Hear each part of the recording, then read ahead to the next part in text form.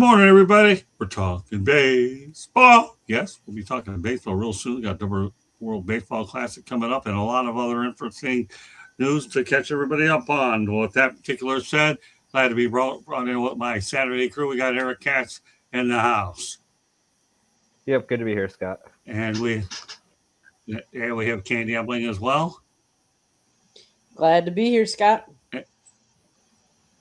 And we have Tony, obviously. Thanks for your participation in the chat room earlier in the football show. Glad to have you. Yep. And one of my favorite people of all time, Stuart Hack.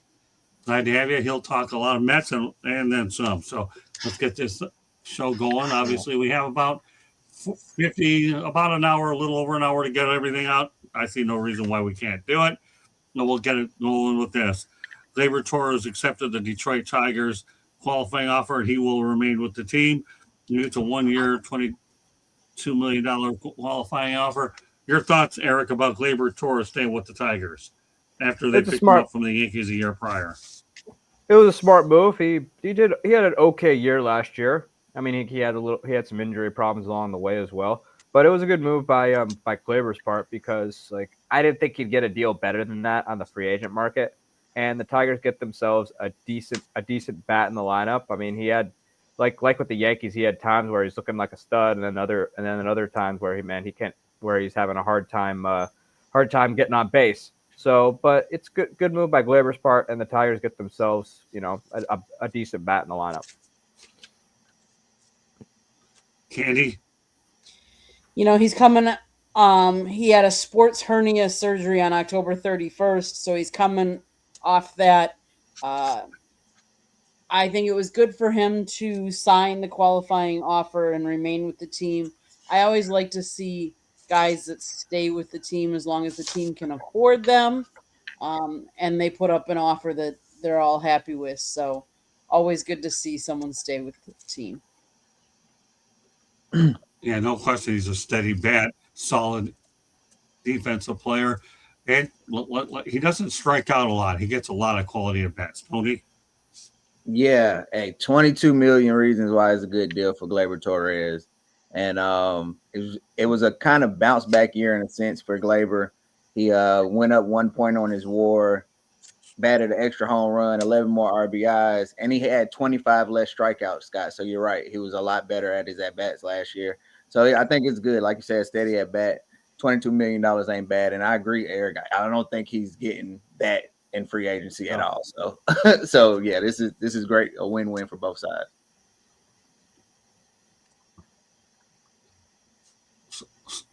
Stuart? So I guess the question is, I don't think he's would have gotten more than that free agency. I agree with that. If he were to go for a 3-year contract, what do you think he would get per year? Because what you're seeing now, he could sign a 3-year and then after the first year opt out if he has a really good first year. He can gamble on himself. There are a lot of opening things here, a lot of missing parts. Like we don't even know if there's going to be baseball in 2027. But I almost, I'm sure his agent advised him, take, on a 1 year, he's not getting more than 22 million. But if he could have gotten, say, a 3-year, which gives him a little bit more security at 55 million, with maybe an option to opt out after the first year or so. So if he has a really great year and now he figures out I'm worth this and I can get another contract, maybe that would have been another option. But I'm sure he was advised that the 1 year, just take the 22 million was the best. And that'll be the tricky part about 1 year deals this year because you don't know the uncertainty of 2027. I'm glad you brought that up, Stuart. All right, we're going to go to talk about some New York Mets baseball. JP Arancibia, a guy who actually was a commentator for the Marlins, is a former bench coach of the AAA Mets, was actually promoted to a catching coach for the Mets. What are your thoughts about JP Arancibia, Stuart? We'll start off with you since it's a Mets topic in general. What do you think he can actually bring to the Mets, especially now that he's at the big league level? Because he was a bench coach for the AAA team last year, and obviously he got promoted to the big leagues. I'm going to start off being that get off the lawn guy. Back in my day, there were no catching coaches. Jerry Grody never needed a catching coach. Okay. Gary Carter never needed a catching coach. So I've heard in his case, he's done really well in the minor leagues, coaching the young players there. It seems kind of to me like a specialized job for him. Just dealing with the catchers, and on the major league level, you're going to have 2, maybe 3 guys that you're basically working with. I don't know if they're going to give him anything else to do, but I guess if he can help out, then more power. Well, the way I look at it, when you start off as a bench coach at AAA, it almost said, and then you get into a catching coach. I almost get the feeling that this guy could be managerial material within a matter of years because everybody knows the intellect of the actual catchers themselves in terms of making them great managers. So it's almost like a progression you have here. That when you begin as a bench coach, a catching coach, because we all know catchers make good managers, or many of them do. So, but yeah, Jerry Grody's certainly a name that could have been one. And Gary Carter, we all know what a heck of a catcher he was. We'll transition over to Tony. Yeah, was a solid player and a catcher. Those are like a combination to make good coaches for me, from everything I've seen from prospects, coaching across all sports. But Stuart, you kind of sound like my dad with all sports. He feels like it's too many coaches, just period. He talks about that in the NBA, he talks about it in the NFL, he talks about it on baseball. But that's just what it is nowadays. Everybody has their specialty guy. They have the guys for position and coaches. They feel like it makes them better. And but I think that is the transition that's going to happen with him. You can see he's on the fast track. So he's clearly showed that he can be a leader of men, which I feel like is very important in the young guys, and it's becoming a young guy sport. And so it's interesting to see what goes with this. I think he'll be a manager soon, probably now. Candy? He didn't play long in the majors. He didn't have an illustrious career as a catcher. Yes, he was a catcher. But kudos to him for getting promoted, because I always like, especially when they promote from within. But yeah, how many coaches do we need? How many coaches are we going to get into? How many people does it take to coach all this? And what kind of, let's face it, we've all been talking about the money in baseball and how much these players are making now. The question is how much are we going to be spending on all these coaches as well? We don't talk a lot about that, but we talk about the owners not ponying up for all the players. But how much other expenses are there associated with a winning ball club? There's more than just the actual players' salaries. We have, the utilities of the stadiums, the travel, the managers, the coaches. How much, are we talking about? And don't get me wrong, I know owners are billionaires and have lots of money, but what all are the expenses, and how many more of these expenses are we going to have? And yes, are we going to have baseball next year? Eric? I mean, good for JP Arencibia. I remember him with the he played with the Blue Jays for a little while, and then he kind of bounced around and then was out of baseball. But this is a guy who's probably on track to be a manager at some point in the next few years. But man, these coaching staffs are getting way too big. I mean, now we're having like hitting strategy and all this other stuff where I think players now are getting information overload. And so like you got to find but catching is one of those things that I think does need a coach for, because it's one of the most sophisticated positions in baseball outside of being a pitcher. And I think that's one of the positions that you really need a coach for. I think JP Arencibia has experience to do that, and they say that sometimes the players who actually played, and weren't very good, make the best coaches and managers. Yeah, I played the position of catcher. I really enjoyed it. It's one position where you get into the game, you're in the game on every single pitch. You talk to the umpires, you talk to the pitchers, and you can call a game and you control the outcome as much as the pitcher. So I understand why they have a catching coach. And nowadays, if you looked at the average Major League Baseball roster, there's a lot more coaches than you can imagine. When Candy and I were up in Toronto, and saw the Blue Jays take on the Royals. I'm looking at the Blue Jays roster of coaches. It's unbelievable. And I went up there and hang out with my buddy Don Mattingly for sure. All right, well, we'll talk about some TV news. Obviously, in metropolitan New York, nobody knows it better than Stuart, so we may isolate it to Stuart on this one. The WPIX renews a TV deal to carry the Mets games through the 2028 season. So they're going to get about 30 games per season. How important, Stuart, is the WPIX relationship to the metropolitan New York area? I know that they obviously have been carrying the Mets games for a lot of years. You know, when I was growing up, the Met games were on WOR, and at some point, and the Yankees were on WPIX, and then they switched. It's somewhat important. I don't think it's as important as it used to be. You know, I almost wonder right now, they get the Gary Cohen, Keith Hernandez, and Ron Darling team on the Picks games. So right now, Keith Hernandez is still negotiating his contract. He's not signed. And I wonder if PIX knows something. I wonder if that lowers the value if they have the least bit of a fear that he's not going to come back. I mean, I think he is going to come back, but I'm wondering if by them renewing, they're pretty sure that he will. And even without him, I think the Mets have a pretty good broadcasting team. You know, it's just right now with streaming and everything, you know, WPIX is only going to have 25 regular season games, I think 5 spring training games. So it's not a huge amount. Most of it will be on SNY. But, you know, I guess it's some people still want it and they got it. So you say Ron Darling is in the fold, but Keith Hernandez and who else is on that team as well? Oh, Gary Cohen. So Gary Cohen and Ron Darling, my understanding is they're signed to do the games for both SNY and obviously Gary Cohen. Yeah. Keith Hernandez has always been signing like 3-year contracts, and I think he had said something to the effect that if he signs another 3-year contract, it would likely be his last because he's 72 or he'll be 72 this year. So that would take him to 75. Fair enough. That's all. We'll just leave you as the sole person on this topic, unless anybody else wants to talk about. Obviously, 25, 30 games a year isn't a lot, but go ahead, Eric. Some thoughts about this. I mean, WPIX did the Yankee games for the longest time on Channel 11, but now I don't think those TV and broadcast deals aren't as big anymore because now we have MLB.TV where you can get every game imaginable. I know Major League Baseball has taken over for some of the teams just due to the collapse of the RSN model.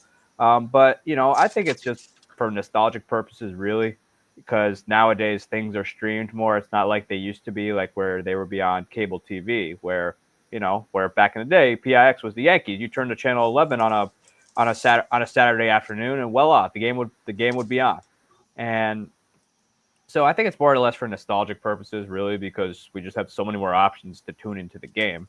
And SNY is the main channel that holds the Mets, and Gary Cohen, as well as generally Keith Hernandez, and also Ron Darling are on there, and people clearly really like them as they're considered one of the best booths in baseball. And so, but more or less, it's just nostalgia at this point, just because the TV model has changed.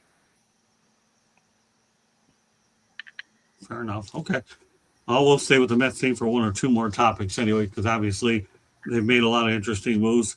But actually, when you look at them, let's talk about Mets right-handed starter Frankie Montes, who underwent Tommy John surgery. He's expected to be out until the 2027 season. How big of a loss is this for the Mets, Eric? It's not. He was a disaster last year. It was awful watching him pitch. He was the worst. But no, it's not that big of a loss because what did he do? What did he do for him last year is the real question. You can go ahead and say he was hurt all you want, but man, ever since he left Oakland, he just hasn't been it. He's at this point in his career, even though he's still, young in terms of baseball at age 32, he's been pitching like he's washed up. But, I don't think the Mets are going to miss him very much. He only made 7 starts last year and had a 6.28 ERA. I'm talking that's a world-class disaster. And, since leaving Oakland after the terrific first half, he hasn't been the same since. Okay. Tony? Yeah, I have the same pretty much. I mean, he hasn't been the same post the Yankees trade. His lowest ERA since then has been 4.55. So maybe he has been hurt and not right. So this might be the best thing for him to actually get healthy and figure it out, because after this, it's probably nothing else for him in the league, So let's give the Mets a chance to let the young guys play. It's not going to miss too much. Well, I mean, think about it. He's going to be out until the 2027 season, and And technically, he it could might be not out 2 years if Yeah. things go on the trajectory that we think that they could. As a Yankee fan, all I got to Stuart? tell Mets fans, You know what? It was a head scratcher when they signed him. Go ahead, I guess David Stearns had some familiarity with him in Milwaukee. He was there a season. I understand maybe trying to get lightning in a bottle, that maybe he'll come, but they're paying him not to pitch in 2026, $17 million. So to me, does he have compromising pictures of David Stearns that he's holding on him? I just don't understand. I can understand signing him, to like a minor league deal or something and seeing if it works out. But I mean, the last time he was really effective was 2021 with the A's, and I just didn't see paying him all that money. And it was just a disaster. And I remember last year too, when he was doing the minor league rehab starts, they were hitting him around, and they were like leery about bringing him up to the club. And then finally they just needed a starter for a game. So they just threw him in there. And, as Eric said, he had a +6 ERA, and it was just a disaster. Candy? In 2024, the Reds traded Montes to the Brewers. In 11 starts for the Brewers, he posted a 3-3 record with a 4.55 ERA with 70 strikeouts across 57 1/3 innings. On November 4th, Montes declined his option for 2025, becoming a free agent. That's when Montes, on December 4th of 2024, signed a 2-year, $34 million contract with the Mets, including an opt-out after the 2025 season. On February 17th of 2025, he suffered a high-grain lat strain, which shut him down for 6 to 8 weeks. And then now he's got the Tommy John surgery. He's had a lot of injuries as of late. So to be getting paid $17 million a year, where do I sign up? Yeah, no kidding. All right, well, one more time with the Mets for a little bit anyways. At one point or another, the Mets on the road were 31-44, but then they wound up 34-47, which is a major reason that they missed the playoffs. Road woes are not getting into playoffs, Eric. no, they're not, because you got to win on the road. I mean, it's inevitable you're going to play on the road, but you got to find a way to win on the road. And it's part of the reason why the Mets had another infamous collapse, maybe worse than 07 or 08, because back in 07, 08, you had I think you had 1 or 2 wild card teams. Now you have 3, and that gives teams that much more of an opportunity to get in back in the day. But this one might have been the worst, because they just, once the second half hits, it was just a slow, methodical burn that kept them out of the postseason, despite having, I think, the second highest payroll in baseball. But what do you know? It's the Mets. So should we be surprised? No.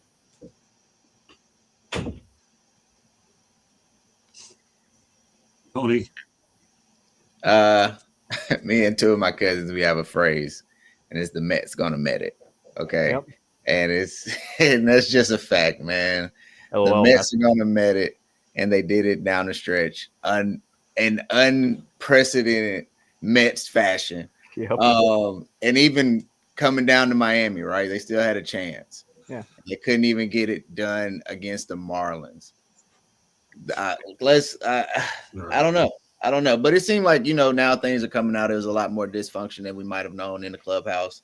Who knows? Maybe they clean that up this year. They kumbaya. I don't know. But it made me happy. I'm not going to lie. Oh, yeah, it made me happy. It made me happy to see it happen. So, Mets, keep metting it. I hope it starts off great for another epic collapse, honestly. LOL, Mets. LOL Mets. Stuart, have you met Tony? Obviously, he's not. I think I'm going to go. No, go. Don't go. Don't go.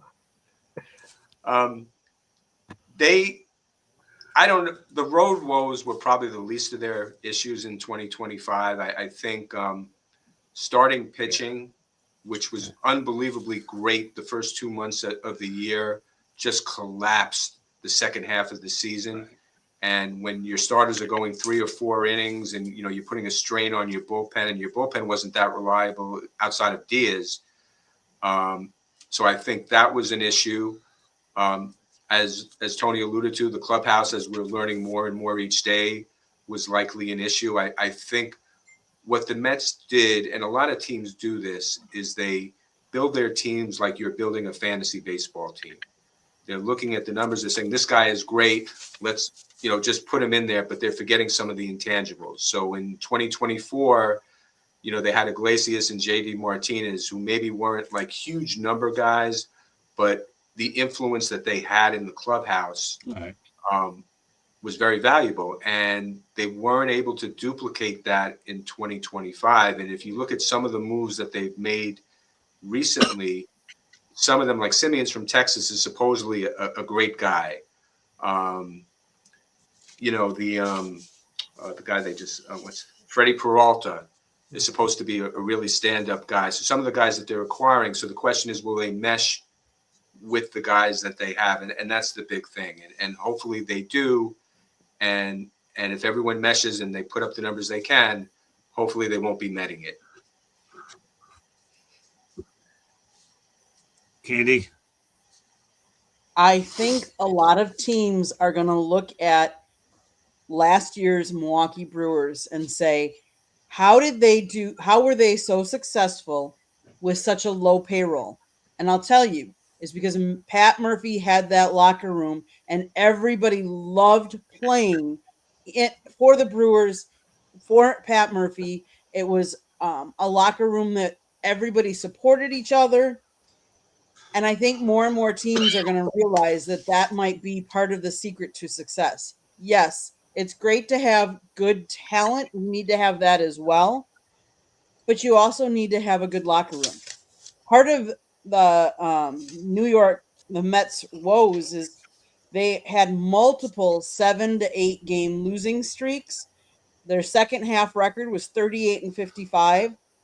It included an 0-7 skid in August that didn't help either. You can't. I mean, I get you go through a slump, but you can't consistently have 7 and 8 game losing streaks and think you're going to win and get there. And I know that I'm not going to say any more about people going from Milwaukee to the Mets because I know that's going to be a topic later on. But I think more teams are going to start looking at who do they want in their locker room besides the big talent that'll help gel their locker room and not alienate their locker room. Can I say something real quick? Well, the reality is yeah, go ahead. Candy, see, this is why you're the woman. Because I let my emotion take over and my hatred for the Mets. And you came with the numbers. I had the numbers. I couldn't even get them out. That's why you're the woman. See, thank you. I will say to add insult to injury to the Mets is the Reds lost to the Brewers on the same day that the Mets lost. The Mets ended up losing the last game of the year to the Marlins to get eliminated. So it was there for the taking for the Mets to squeak right in, but they just did what they did what they've been doing since before I was born. The Mets gonna admit it. Yep.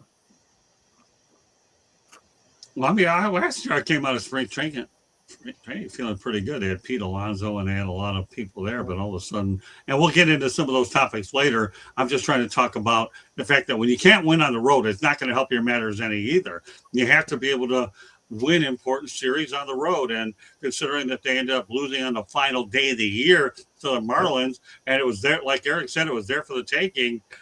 Eric, you just set up the narrative as well as you can, and that record I just disclosed there, when it was all said and done, 34 and 77. That means you're what, 13 games under 500. That's not going to get it done. All right, well, we're talking about the Mets. What about the Padres? Well, after the wild card exit, what's next for them? Well, Dylan Cease, obviously, Candy will give us updates of where these guys are at. Was a free agent after the year. Luis Arias, who I hated to see leave Miami. And you had Ryan O'Hearn, who obviously was a free agent. Nestor Cortez was a free agent. Michael King, 2026 mutual option, and Robert Suarez opted out. All right. Well, again, the Padres are a team regrouping, and they lost their manager, Mike Schilt. Eric, start from there. Well, Schilt resigned on his own, and I think reportedly it was because he was burned out and he was tired of being the principal, as we've come to find out later. Although I don't know how I don't know about the side details there, because I'm sure that was code name for I don't feel like dealing with AJ Preller or Fernando Tatis Jr. and Manny Machado anymore.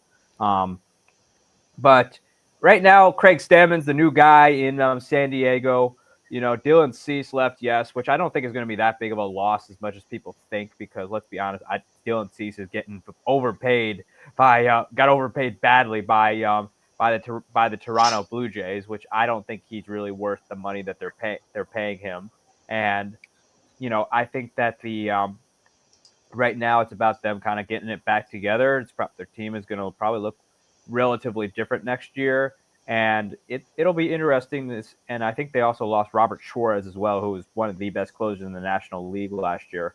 I think they're regrouping, going to get it back together. And with what they have in that lineup, though, I'd expect them to be competitive, but no way they're overtaking the Dodgers. I mean, the Dodgers, that team is just too powerful right now. It's more powerful than Oz at this point. But yeah, Tony. The Padres are a team in transition right now. And like you said, you lose a Suarez. Yep. They kind of seem like they're preparing for no baseball in 2027 with some of the signings or non-signings. I think they'll be competitive, but the move that they could have made with the Mackenzie Gore, I guess they realized that it costs a lot. It costs prospects. It costs 4 or 5 for ones, and I don't think they're ready to get into those deep waters. They traded him for Juan Soto. Yeah, which is also crazy. But I don't know. I don't know with the Padres. It's always interesting because they'll spend money, but they spend bad money. They haven't really did that this offseason, so they're gonna run with what they have. I see them probably the third best team in the West, tops. Stuart. They'll, as everyone's saying, they'll be competitive. They're not winning that division. At best, they'll be a wild card. They also have, they may be selling the team. So if new ownership comes in, how will they do things? Will they stay competitive? Or, so there are a lot of open things that are happening out in San Diego, and it'll be interesting to see. All right, Candy. So they've signed Michael King, Sungwon Song, Kyle Hart, Kyle Adcock, and Dejan Acosta. The ones that left already are Dylan Cease, Robert Suarez, and Ryan O'Hearn. The ones that they have left that are still available are Luis Arias, Nestor Cortez, Elias Diaz, and Jose Iglesias. Those are who they have left that are still free agents that are out there. So unrestricted free agents. But do I think the Padres will always seem competitive? But I don't think they're going to be vying for any championship in that division or anything like that. Well, I'll go back to what Tony said. They seem to spend bad money. But this team, I'm surprised they haven't been back to a World Series with all the talented players that they have. That's the thing that's mind-boggling. And they make big trades at the deadline, but yet they don't make it to the World Series. But we'll see where a lot of these moves. But you talk about a wild card exit with the players that they have. It's a very interesting story to follow for sure as we get ready for at least one more full season of Major League Baseball. All right, well, let's talk about Nathan Eovaldi.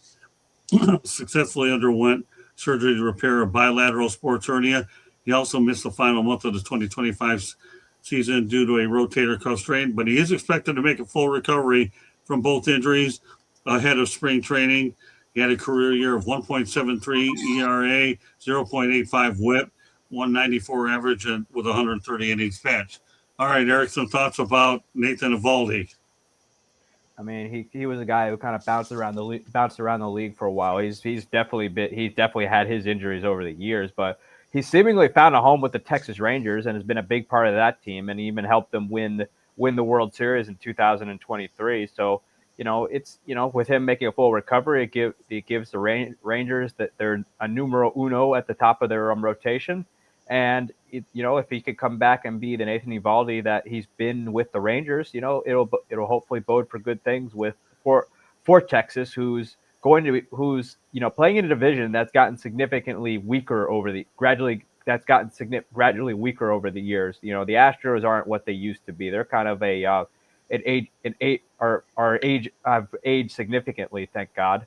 And they're also going up against the Seattle Mariners team, which can Seattle repeat what they did last year? Who knows? So if things go right, they could very easily find themselves back in the postseason.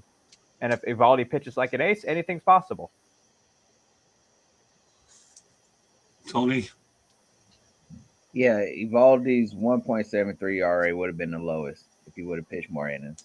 If he can get to 90% of that, they'll be good. You still have DeGrom, and then you add in Mackenzie Gore to that rotation. The Rangers can definitely make a run at the West. The last 4 starts, he only gave up 8 runs, and that's even with a terrible game, giving up 5 and 5 innings. So he's definitely locked in. It's interesting how pitchers can become that in the league because, like you said, Eric, he bounced around, right? Like he was a solid rotation guy, but like now he's like a Cy Young candidate at his best. So it's pretty cool to see what he's become in the league. Big part of the World Series team. Yeah. Stuart? He could be a solid. I think they just need him to be a solid second or third starter. I don't know if they necessarily need him to be an ace. If DeGrom is healthy, if Gore lives up to his potential, I think they have a good solid 3 starting pitchers right there that will make them contenders.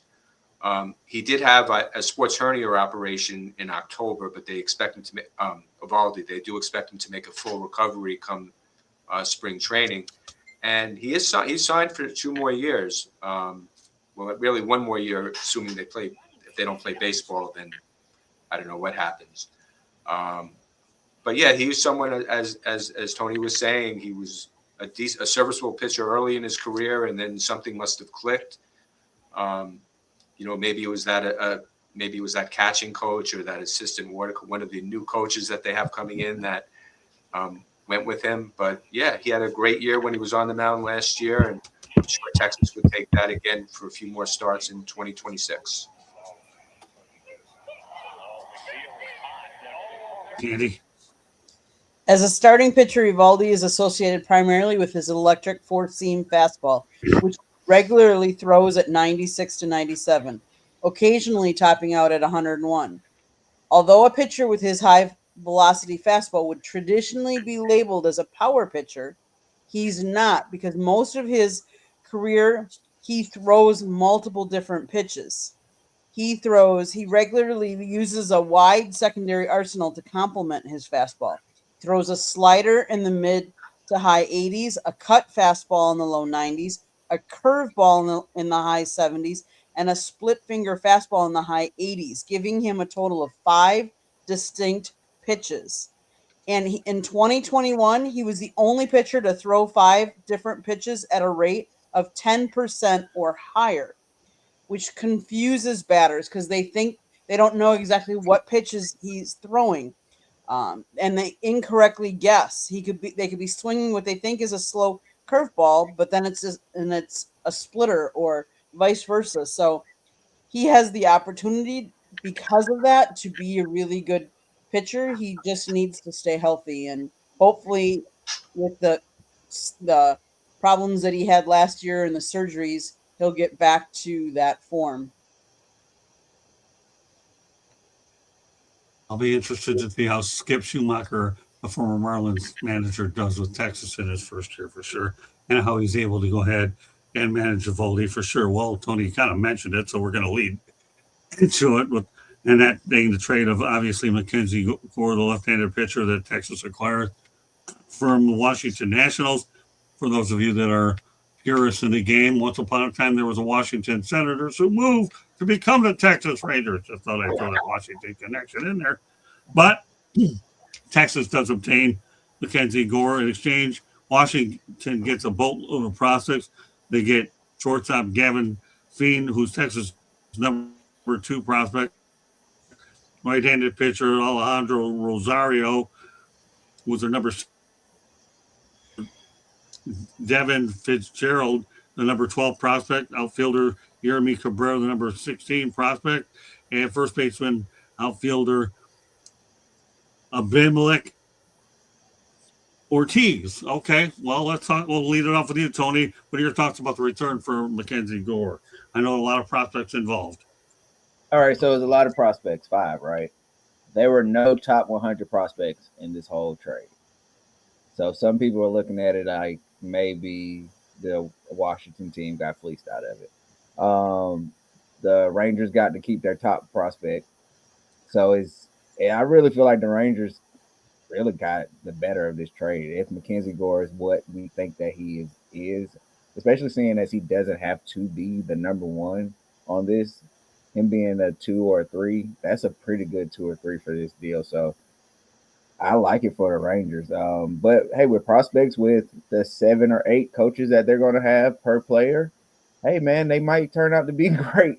So that's the good return for the Nationals, right? If they believe in their scouting department, if they believe that they can mold these players and what they've seen in these players, it can work out for both teams. But I like when you get the better player. I always side with that team. Stuart? I think Gore is going into a really good situation with Texas. He's not expected to be the ace. He's got guys that he could learn from. He's got a nice team behind him, and it'll be a way to make him shine. And as Tony said, the 5 prospects, I mean, maybe one surprises people, but for Texas, I think this was a no-brainer of a deal. Candy? Part of Gore is he throws at least 80% fastballs and sliders to lefties and 80% fastballs and curveballs to righties. So developing maybe another fourth or fifth pitch that he could throw to confuse people might be the way to go. Do I think this is a good trade? You always are taking a crapshoot when you're doing prospects, and you just never know. Do you have the coaches to develop those prospects to help your team? I mean, let's face it, getting 5 players for 1 is a pretty good haul if they turn out. I think this could be a win-win for both, to be honest with you. So that's what you always want to see. So let's hope that they do and that they address some of the needs that they needed. Eric? I mean, the fact they didn't have to trade any top 100 prospects is a surprise in and of itself, especially since Mackenzie Gore was an all-star last year for the first time in his career, and he's put up decent numbers while pitching for a really bad Washington Nationals team. But the fact that he's going to Texas, where he doesn't have to be the number one guy, is going to be huge for him. I think next year he'll put up even better numbers. He's got a better team behind him than he ever has in Washington, and I think next year, he'll be able to continue what he's doing and probably put up even better numbers since he doesn't have the pressure of carrying a really bad team. See, I've always been intrigued by these 5-1 trades. You get 1 or 2 prospects that turn out to be anything, then at least you feel you got quantity, hoping to get some quality out of those types of trades. And meanwhile, like you say, he doesn't have to be the number 1 guy. We already mentioned the Evaldi to begin with. So it's just interesting how they all interrelate well. So it'll be one. We'll find out how it plays out. The Angels have re-signed Yohan Moncada. Some thoughts about the move, Tony? Uh, the Angels are kind of the Mets West. But I like that they're trying to get better. Let's see how it plays out. I think I missed this on my notes. I'm not gonna lie, so I don't have a lot to say about this one. Sorry about that.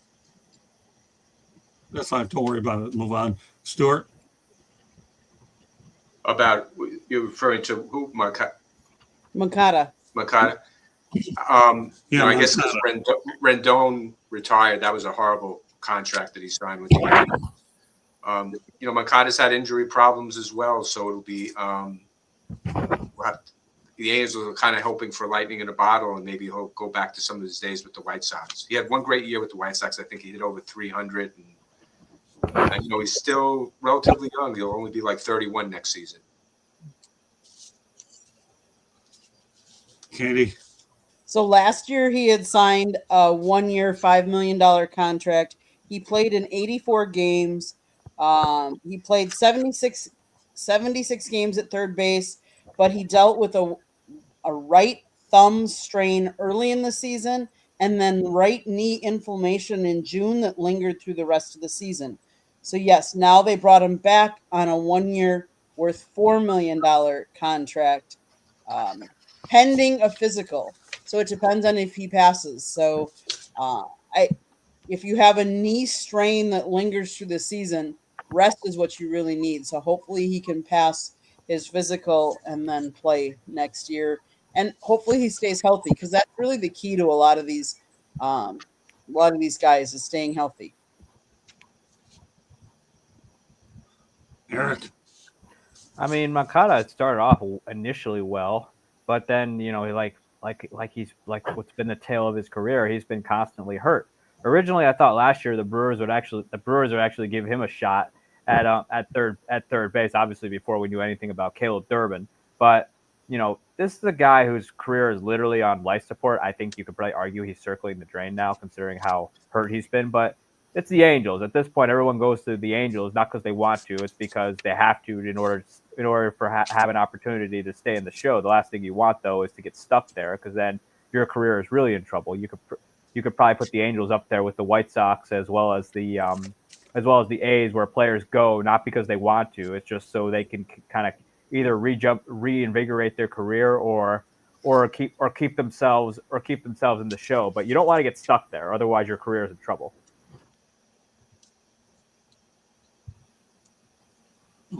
Fair enough. Again, with everything to gain, nothing to lose, as far as I'm concerned, bringing him in. You Right. mentioned that Michael Rendon has been bought out. So Anthony Rendon. if you can get a low risk player with some sort of return, I don't see any problem with it at all. Now, so let's talk about another acquisition made on the move. JJ Bleday reportedly agreed to a deal with the Cincinnati Reds. He played last year with the Athletics. He played for Sacramento and Oakland. Some thoughts about the move about JJ Bleday going to the Midwest. At least he knows he'll play. He won't play in a minor league stadium, Eric.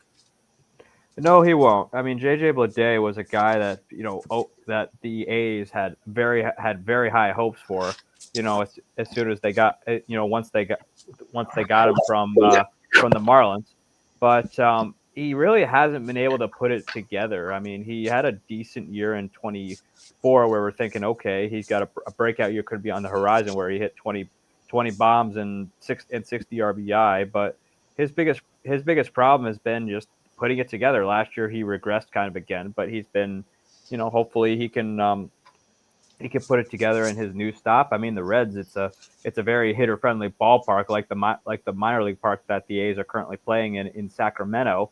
But I think he could still do it. He's still relatively young. I believe he is. Give me a second. He's He's 27. 28.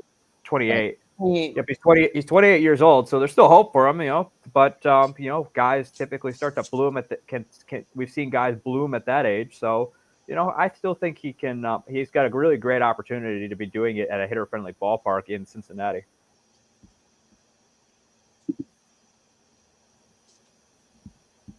Tony. Yeah, somebody who's last year, like Eric said, regressed. You're hoping this is a buy low, and he kind of balls out in a hitter friendly ballpark.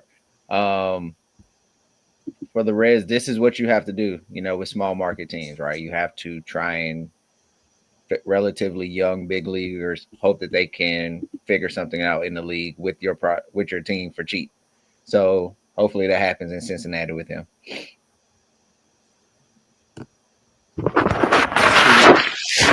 Yeah, I mean, basically, he's still young. Maybe he clicks with one of their, 37 coaches that they have on staff, and he's able to put together and have a year that he had a couple of years ago.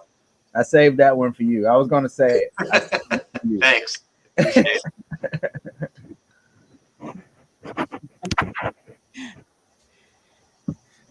All right, Candy. So Blade debuted back in 2019. Before that, he actually won Southeastern Conference Baseball Player of the Year back in his junior year in 2019. So he has it in him. Whether it hasn't been the right coaches, the right team so far, maybe that's it. Now he in 2023 he did was diagnosed with an anterior crucial ligament sprain, and that could have hampered him for a while and lingered. So you just never know. But Cincinnati signing him to a 1-year, $1.4 million contract, that's a pretty minor contract. That's not a big, high cost, high risk contract for the Reds. So hopefully he gets back. He gets the coaching he needs, gets the discipline he needs, and he can do well as long as he doesn't do well against the Brewers. I'm okay with it. With the Mets. As far as I'm concerned, he's got Terry Francona. If anybody could get him fixed, it'd be Terry Francona for sure. We all know what a good manager is. Anybody else? Any thoughts on it? Now we'll go to one of the topics that many people are waiting for, and that being the full trade of Freddie Peralta going to the Mets, along with right-handed pitcher Tobias Myers to the Mets. The Brewers end up getting Jeff Williams, who's actually the number 30 prospect in all of MLB, and then right-handed pitcher Brandon Sproat, number 5 prospect of the Mets. Okay, Eric, some thoughts about the trade.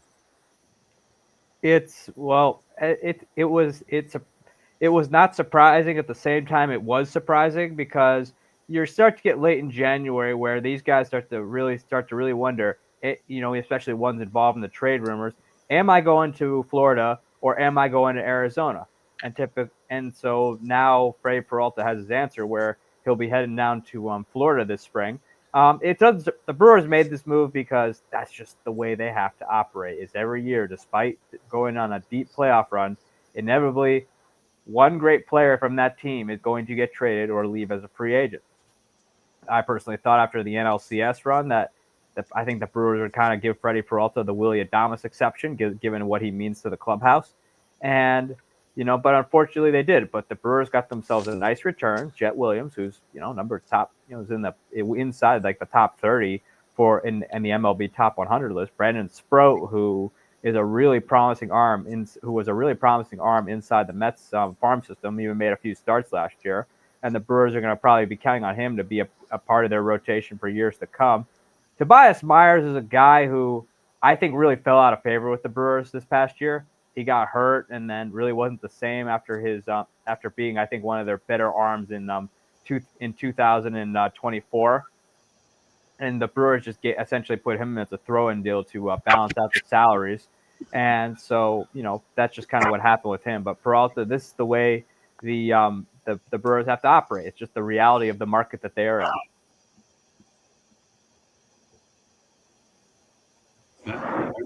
Tony? Yeah, I mean, a huge need for the Mets. Clearly, the Mets needed help with starting pitching. And to echo Eric, this is a Brewers move. You got to move him a year before he got to get paid and get something for him. But unlike the Rangers, the Brewers made sure to get some top prospects from the other team. Like, if you're going to trade your best pitcher, you should at least get some top prospects back from it, right? So them getting the top 30 prospect, having an arm to kind of sadly watch and repeat this situation, right? You'll have somebody young who can come up and kind of fill the Peralta shoes for the next 4 or 5 years and, see what happens with that. Solidify the Mets. You have an ace. He's at the top of their rotation. Clay Holmes is still there. I guess he'll be like the 2 or 3. I feel like the Mets still got a little bit of work to do with the pitching staff, but this is a step in the right direction. Stuart? I like the trade. I think what people forget too, yeah, Brandon Sproat was a top prospect, but I think they like Nolan McLean a little bit more, and they view Nolan McLean as a potential ace down the line. And what this does is Freddie Peralta actually takes some of the pressure off of Nolan McLean, because without Peralta, McLean is expected to be the ace in 2026. With Peralta, not necessarily. So from that standpoint, I like the trade, and McLean can go about his business and continue to learn. Jet Williams was a top prospect, but you just never know with these things. And Tobias Myers, I think he's someone that they're looking at a multi-inning bullpen role right now, and he does have the starting pitching background. So it might be somewhat of a sleeper coming out of their bullpen to give them innings when they do need it. And Peralta also, although they're only paying him $8 million this year, he has said he's open to signing an extension now with the Mets. Well, with that being a lockout year, he's going to have to. Okay, Candy, go ahead. So it's Brewers doing business. We're a small market team that can't afford the big. Our owners can't afford the big guns. So let's face it. You have a choice. You keep Freddie and Tobias, and then next year Freddie's going to walk because he's going to be a free agent. He's going to get signed someplace else because the Brewers aren't going to be able to afford them. So what do? They trade them away a year before so that they can get prospects and get new blood into their team. And they're a young team. Let's face it. But that's something that Murphy is really good at developing and really gelling the team together. The other thing is we made a choice. Brandon Woodruff, bringing him back, or Peralta. They decided to bring Woodruff back. Woodruff is on track for coming back after his injury. So they didn't have much of a choice. They also have Jacob. They have other pitchers in their lineup that they think they can go with. In Jet's case, bringing him to the Brewers, he's a gamer that's played everywhere.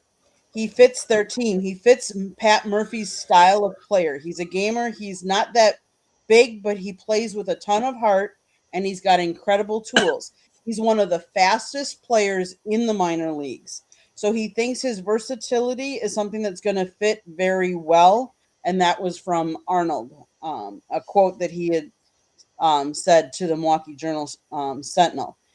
So they're excited about him. Are we sad that Peralta is going to be gone? Of course. He was a huge part of the rotation for a number of years. But the reality is, if they wanted to get something for him, they needed to deal him now, as opposed to just letting him walk before. And it's something we're very familiar with. If everybody remembers, we traded Devin Williams away. We've traded Corbin Burns away. We've had good pitchers that we've had to trade away because that's just Milwaukee Brewers style. They small market teams can't compete with some of these big payrolls, and maybe I shouldn't say they can't. Sometimes they choose not to. That might be another way, because these are all billionaires that own these teams. So hopefully it's a good one for both sides. You said it yourself. Brandon Woodruff, obviously. Yeah, on the surface, this looks like a rental for the Mets, but when you have Steve Cohen's checkbook, it isn't a rental. Mets got money to burn. They really do. And and I'll get more involved with some of the Mets topics as we go along. I just want to bring a lot of people up to date. But Steve Cohen's going to sign this guy. And of course, you have David Stearns who knows everything about him. This is an obvious re-sign if I ever saw one, for sure. A couple of WBC notes, and then we'll talk about our featured topic of the day. Luis Severino of the A's will pitch for the Dominican Republic WBC. Eric, some thoughts about Luis Severino? He was horrible last year for the A's. Even went as far to spat on the A's for their minor league setup. But I I wrote an article saying you knew what you were getting into, Luis Severino. He was brought. The reason he went over there was because the A's paid him more money than anyone else ever wanted to. But we all know that money is not necessarily the key to happiness, and Luis Severino found that out. I don't think he's gonna really get in many games with them because his best days and when he was the promising 19-win All-Star for the Yankees are behind him. At this point, he's like a number 4, or number 3 on a perfect day. Tony. You're muted, Sure. Tony. You're muted, Tony. It's funny that we were talking about Nathan Eovaldi, and it's the polar opposite of Severino. Like Severino at some point thought would have like Cy Young stuff and was just such a great player. And look at him now. The A's had to pay somebody, right? And it just happened to be Severino. Maybe they're betting on him showing something in, I guess, their camps or their preseason games that he can give them a couple of innings. I don't know. I know they wouldn't have him starting any high leverage games, but let's see what he does. I mean, him pitching well will be good for the A's because I mean he'll be going into the season pitching well, but I just don't see it. Stuart. I know when he was a free agent last year, the Mets had shown some interest in bringing him back. And the year he had with the Mets was kind of a bounce back for him. He showed he was healthy. He was a solid pitcher. Going to the A's, obviously he's pitching half his games in a minor league ballpark, which he, as you guys said earlier, he stated he was not happy with that. But, the A's paid him, I think, $23 million annually to just suck it up and pitch.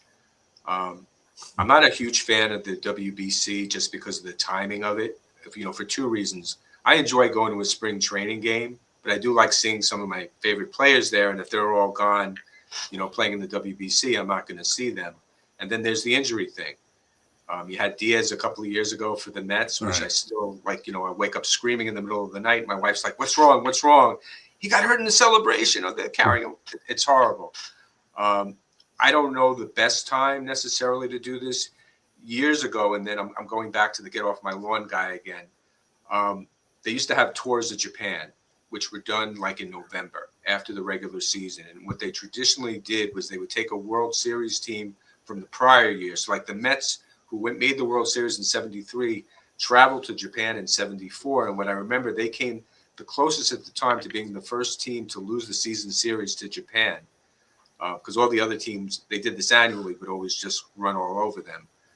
So I'm not sure when the best time to do this. You have to be concerned about injuries. I understand players have pride for their countries, but the bottom line, the big money is being paid to play between April and October.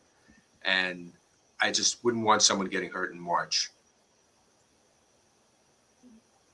Candy. I get what you're saying, Stuart. I understand. The other thing is I understand Severino pitching or playing in this one because if you remember, he was restricted from playing in the 2023 World Baseball Classic by the Yankees due to injury concerns. So he couldn't represent back in 2023. And I can understand before you call it a career that you want to play for your country and represent your country. So kudos to him. I think this World Baseball Classic will be one of the most interesting because more of the big name players are playing in it. So I think this one will be interesting, and I probably will watch. Yeah, vice versa. One more WBC note worth talking about. Ernie Clement will play for Team USA. WBC, everybody knows what Ernie Clement did for the Toronto Blue Jays, Eric. It's a good opportunity, though, for Ernie, for sure. He's going to have a good USA team to play with. He was in, he was really he was really clutch down the stretch for the Toronto Blue Jays, especially in the postseason. He's got a great opportunity here to play for his country, and he's on Team USA's dream team, if you will, with Aaron Judge and Cal Raleigh and others. and it's gonna be fun. I think this is the best Team USA has looked in a really long time. Tony, Yeah, I got Clutch next to it, and we know he's gonna hunt that first pick. So you better not throw a strike. All right. It gives us depth at the left side of the infield from second all the way to third base, and you always need that in these situations. You never know what can happen. People do get hurt. So I like that for him. And hey, high leverage situations, you want people who've been in it, and he's just coming off a World Series where he played well. So I like that for the World Baseball Classic. And Toronto should like this. I believe when players get around in these situations and they're around other great players, it helps elevate their game and their skill set just overall as a person. So hurts as a Yankees fan, but it should be good for Toronto.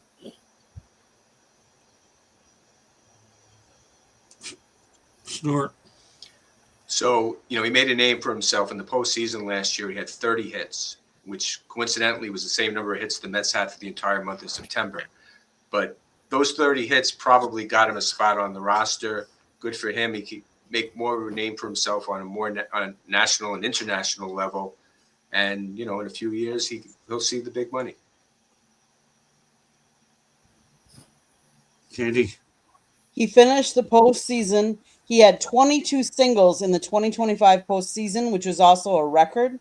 He finished the playoffs hitting 411, 30 for 77, with a 977 OPS, 6 doubles, 1 triple, 1 home run, 9 ribbies, and 13 runs scored, and having played every inning in the postseason. That's what got him on the World Baseball Classic. Good luck to him. I hope he does well. And that also, they avoided arbitration with a $4.6 million deal with the Jays for the 2026 season.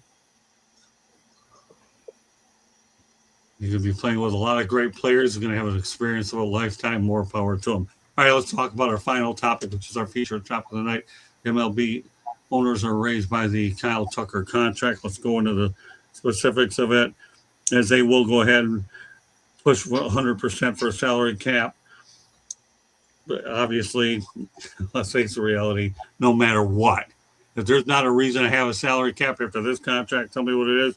Signs a 4-year deal, $240 million. That was a boiling point for some of the owners. Obviously, raging, and you're going to have a lockout that I think will occur by December 2nd. Eric, you had some strong opinions on it. We'll let you go ahead and lead off with them. I mean, several owners, even before this, had already come out publicly and said that there was a need for a salary cap. I know Bob Nutting in Pittsburgh. Well, although a guy with low credibility, has already said that there needs to be a salary cap. The new owner in Baltimore has already said it. Dick Monfort in Colorado has already said it, and I'm sure that there's going to be more owners along the way this season who are going to come out publicly saying something needs to change. When Kyle Tucker signed that deal, the wound was already there. Now it's wide open, and it's wide open now. There's going to be a big giant push for a salary cap, worse than there ever was in 1994. I think that the Tucker deal ultimately is what ultimately has sealed the fate of what might be at very best a shortened Major League Baseball season in 2027.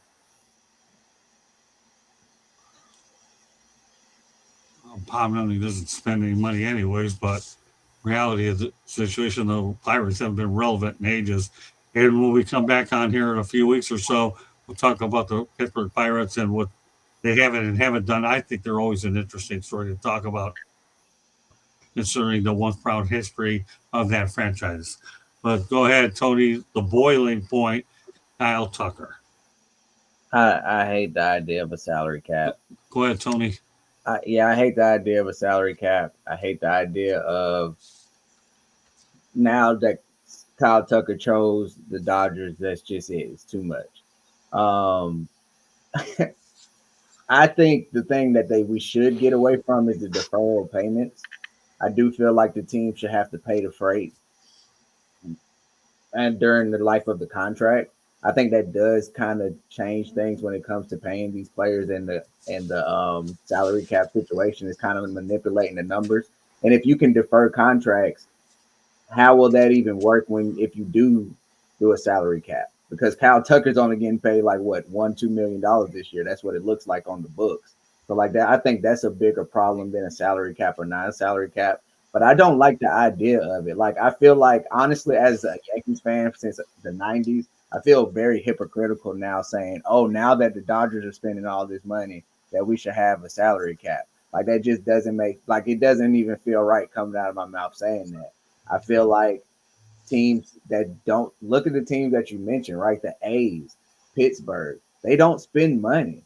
That's your fault. Like go out there and try and win. I also feel like winning teams get more money. You said, like I always say this, you can raise ticket prices. You're going to sell more merch. You're going to do more at concessions because people want to come out and see and support winners, playoff games, and all those things alike. Spend more money and actually try and create winning teams. And baseball is also a unique sport where the big money doesn't always equate to winning. So I don't think a salary cap is needed. I really don't. Yeah, let's not kid ourselves. The owners are mad, and there comes a point where you ever heard of that thing called "This is the straw that broke the camel's back." This is definitely one of them. Stuart, 2027 is probably going to be, when you look at history books, hundreds of years from now, a turning point for Major League Baseball. You have two sides on totally opposite ends of the spectrum, so something has got to give.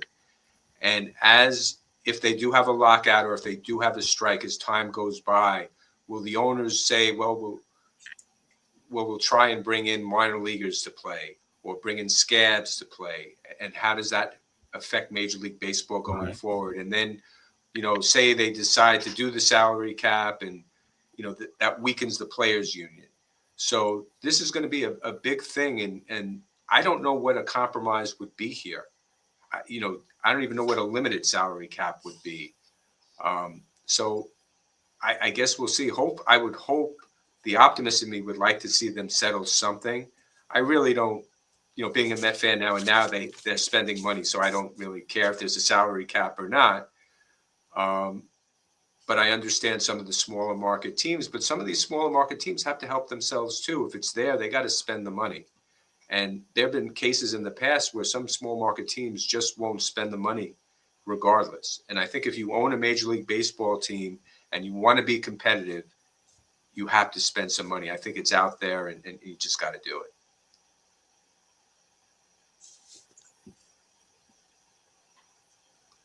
Candy, That's spoken like the fan of a team that's in a major, major market and has a owner that's willing to spend. The Dodgers are projected to have payroll larger than 413 million this year. Three other teams, the Mets, the Phillies, and the Toronto Blue Jays, are projected to be over 300 million.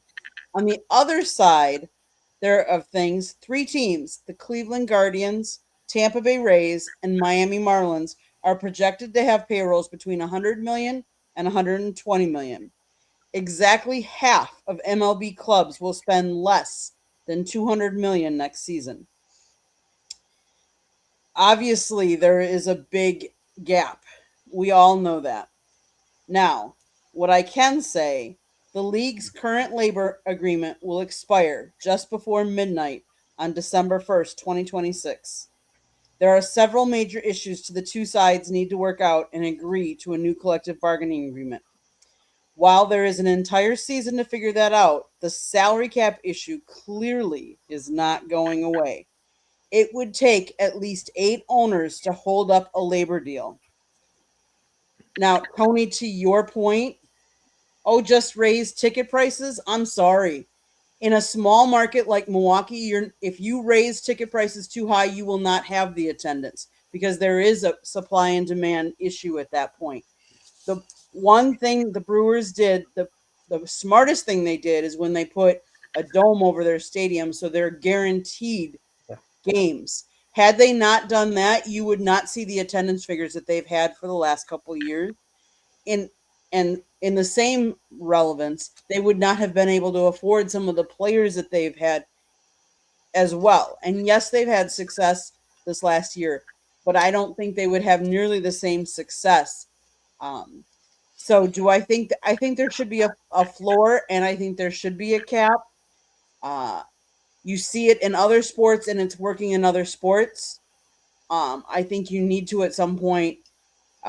Otherwise, you will alienate some of the small markets, and maybe that's their goal. Maybe they only want a league with so many teams in it, and you won't see Major League Baseball um, in some of these towns that you see them now, and the league gets shrinks, because that's what, if you don't get to some point of an agreement, that's what you're going to have, unless you bring in more owners to own teams as well. That's the other thought. Well, here's the jab. I agree. You have to have a floor for sure, but you're not going to get anything accomplished with expansion because obviously we have such a discrepancy in the way business is being done. It talks about expansion. Well, we got to get past this hurdle. There's no Sammy Sosa, Mark McGuire to bail you out this time, or Cal Ripken. Who's going to bail you out? It took forever after the 1994 strike, and you lost the Montreal Expos as well. This is going to get ugly. I just think this is a tipping point where they finally got aggravated and said, we need to do this once and for all. You have salary caps in other sports, so this is the only one that doesn't, because the MLB player union is the strongest union of them all. So I understand both sides. 3 of the 4 major sports happen to have it. This one just doesn't have it, period. But I do agree you have to have a floor of spending. Marlins, keep in mind, they've won 2 world championships, but in the Marlins history, they've only had 4 winning seasons in their 34 years. That's not good. That really is really, really, really weak. So it's going to get ugly, but you're not. Who's going to bail out the sport next time? Who's going to care? Aaron Judge. Scott, do you feel like the owners? Go ahead, I'm listening to them. Do you feel like the owners are more? Well, you think they'll be more against a salary cap, or what more? I'm trying to figure out how to phrase the question, because the floor, right? I feel like owners are going to be against the floor, maybe even more so. They're adamant about the standard. No, they'll be at.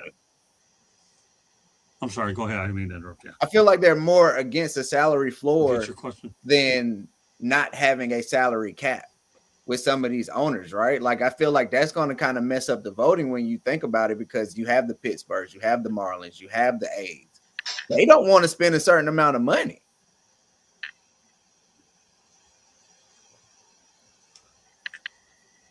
Well, they don't, but how long when the Dodgers start spending all the money and they're winning year in and year out, then what happens? What are we playing every year for? Teams lose, fans will lose interest. I mean, here's the thing. Here's the thing. Here's the thing. I mean, the mistake that the owners made, and this happened way before this, was in the 70s when free agency first became a thing. You know, the NFL owners are smart when they did this during the 90s, because believe it or not, NFL free agency has only been existing since the 90s. I know it's hard to believe, but it actually is true. But the owners during that particular period of time to grant free agency said, right, we want a cap. If you don't give us a cap, you can't have free agency. They had Plan B free agency, but it wasn't nearly what free agency is now in the NFL. But they in order for them to grant free agency to the players, they demanded a cap. And that was the mistake that the owners made during the 70s, was they didn't push hard enough against Marvin Miller for the cap. And now we're about to reap the repercussions of it. Yeah, the problem is it's going to get worse now, because there's so many options that people could do things that the probably won't care. I think it'd be hard for the sport to survive. Again, we lost a major market in Canada with the Montreal Expos that should have won that 94 title. We lost Montreal. The Expos were a good franchise, and they could have won that 94 World Series. They were certainly had enough people, good players, who won't get into that now as we run out of time. But the Montreal Expos were doomed after the 1994 player strike. In hindsight, yeah, that was the beginning of the end. Look at the All-Star lineup that they had. It was unbelievable. Mm-hmm. Yeah, it really was. I mean, it was too bad. Whether they get another team's another story. I think a lot of it will depend on if they get another ballpark, not the Olympic concrete dump that you seem to claim that we always have out there. But it was just too bad that the Montreal Expos But yeah, I think it's not a matter What of does that if, make it's a Jerry matter of Tark when then? now. Yeah. Yeah, it's I going to be mean, bad. it's I mean, it's inevitable. owners versus owners versus players. It's owners versus players this time around, Yeah. and it's going to be ugly. But, well, listen, we talked about this Monday night, Eric. I told you that the Kyle Tucker could be ugly. And then what am I seeing on social media after all that time, Eric? The same thing that we talked about Monday with that Kyle Tucker thing. And now everybody's talking about it. So the one thing that we can always do, Stuart, I'm sure you probably know this too, is as journalists, we work our best diligently to come up with good information. But your report card is what people are doing after you put the information out there, because you don't know who's listening to this stuff or watching it. And then 2, 3, 4, 5 days later, oh, they're talking about, well, my goodness, I'm not saying we're breaking news, but we're ahead of the curve. And over the last 3 or 4 days during the week, which is why I decided to bring it on with a different group of people here, then I wanted to get different opinions, so get the message out, because we have on our Monday night show, you got Barry Foote and Warren Brewster, 2 great baseball people on there to complement the group that we have, right, Tony? You and Eric and I and Candy, and you have a couple of former players that played in it. And that's how you check yourself in this business, okay, as a report card. If people are talking about what you mentioned on a show, podcast, whatever you want to call these things these days, and they're still talking about days later, you've done your job, and you've done it well. And that's why we're talking about it again as more and more developments play out. And I'm sure we'll be talking about it later on at a later date, but it was just worth refreshing it, because there's aspects of that Kyler Tucker contract I'm going to get into at a later date, but I didn't want to do that today because there were so many other offseason developments I felt we had to get to leading into it. But we're not done talking about this by any stretch of the imagination. So great stuff. So, all right, as we get ready to wrap up the show, Katie and I will be at the Senior Bowl. Katie, are you looking forward to this challenge that we're about to undertake at Mobile, Alabama? It could be a little bit colder than we're anticipating. Yeah, it'll be interesting. We've never covered the Senior Bowl. They have NFL coaches coaching these seniors that are looking to impress people to get into the NFL. We have recently heard that Ruben Bain Jr. is going to be there. Akeem Mesidor is going to be there. A lot of NFL prospects. So I look forward to going to cover it.